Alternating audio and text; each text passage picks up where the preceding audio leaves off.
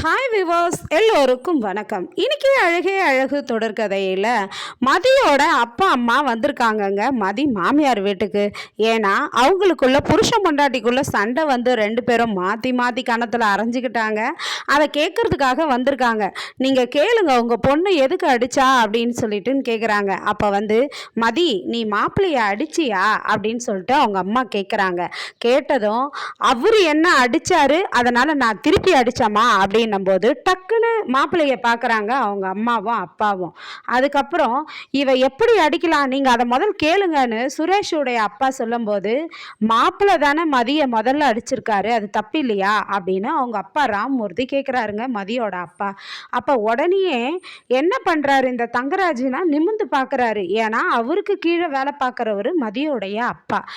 நிமிந்து பார்க்கும்போது, மதியா அடிச்சிருந்தா பரவாயில்லைங்க, நாங்கள் எங்கள் வீட்டில் யாரையும் நீ போய் அடின்னு சொல்லி நாங்கள் அனுப்பலை, மதிய அடிச்சிருக்காரு அவரு, அதனால் மதி திருப்பி அடிச்சிருக்காங்க அப்படின்னு பேசிக்கிட்டே இருக்கும்போது, என்ன நீங்கள் பேசுகிறீங்க, பொண்ணை வளர்த்து வச்சிருக்கிற வளப்பா இது, அவள் எப்படி புருஷனை அடிக்கலாம் அப்படின்னு சொல்லிட்டு அவங்க அப்பாவும் பேசுகிறாரு. அவங்க அம்மா சுரேஷ் அம்மா என்ன சொல்கிறாங்கன்னா, ஐயோயோயோயோயோ, ஊரில் உலகத்தில் எந்த புருஷனும் பொண்டாட்டியை அடிக்கலையா, அதுக்குன்னு இவ திருப்பி அடிப்பாளா, ஏதோ சுரேஷ் போயிட்டு கேட்டிருக்கிறான் அவகிட்ட, அவ வந்து அந்த பேச்சை கேட்காம மதிக்காம புருஷனை அடிக்கிறாள, இவ என்ன இவெல்லாம் வந்து எப்படியெல்லாம் பேசுறா, இவளை வச்சுக்கின்னு எங்களால் சமாளிக்கவே முடியல, இல்லைன்னா இவளை வந்து உங்கள் வீட்டுக்கு கூட்டிக்கின்னு போயிடுங்க அப்படின்றாங்க.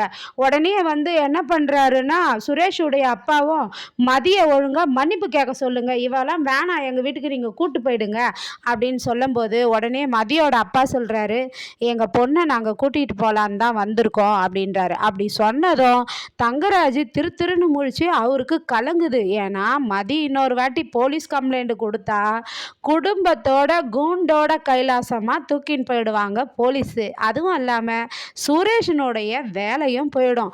அதனால் இதை எப்படியாவது ட்ராக்கை திருப்ப வைக்கணுமென்ட்டு தங்கராஜ் என்ன பண்ணுறாருன்னா, வேண்டாம் வேண்டாம் மதி அப்படியெல்லாம் கூட்டிக்கிட்டு போக வேண்டாம், இங்கே இருக்கட்டும், பேசி முடிச்சுக்கலாம் அப்படின்னு சொல்லிட்டு, மதி நீ சாரி கேட்டுருமா, நீ மன்னிப்பு கேட்டுருமா நீ அடிச்சதுக்கு அப்படின்றாரு தங்கராஜ். அதுக்கு மதி வந்து, நான் ஏன் மன்னிப்பு கேட்கணும், அடித்தது அவர் என்ன, அதுக்கப்புறம் தான் நான் அடித்தேன், என்னை அடித்ததுக்கு அவர் சாரி கேட்கட்டும் அப்படின்னு சொல்கிறாங்க.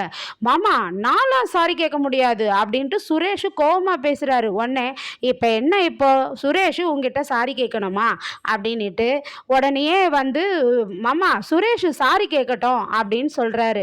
உடனே சுரேஷ் அப்பாவுக்கு கோவம் வருது. என்னங்க மாப்பிள்ள, அவன்லாம் சாரி கேட்க முடியாது, சுரேஷ் நீலாம் சாரி கேட்காதடா விடுறா அப்படின்றாரு. ஆனால் மலர் வந்து, என்ன சுரேஷ் நீ தானே அடித்த மதியை, முதல்ல நீ சாரி கேளு அப்புறம் மதி கேட்பா அப்படின்றாங்க. ரேவதியும், டே பொண்டாட்டி என்னடா கை நீட்டி அடிக்கிற பழக்கம், அடிச்சுட்டு சாரி கேட்க மாட்டேன்ற, சாரி கேள்றா அவளும் சாரி கேட்பான்னு ரேவதியும் சொல்கிறாங்க. மதி பக்கம் தான் பேசுகிறாங்க, எல்லாருமே மதி பக்கம் தான் பேசுகிறாங்க. ஆனால் சுரேஷுடைய அப்பா வேணாடா நீ சாரி கேட்காதரான்றாரு.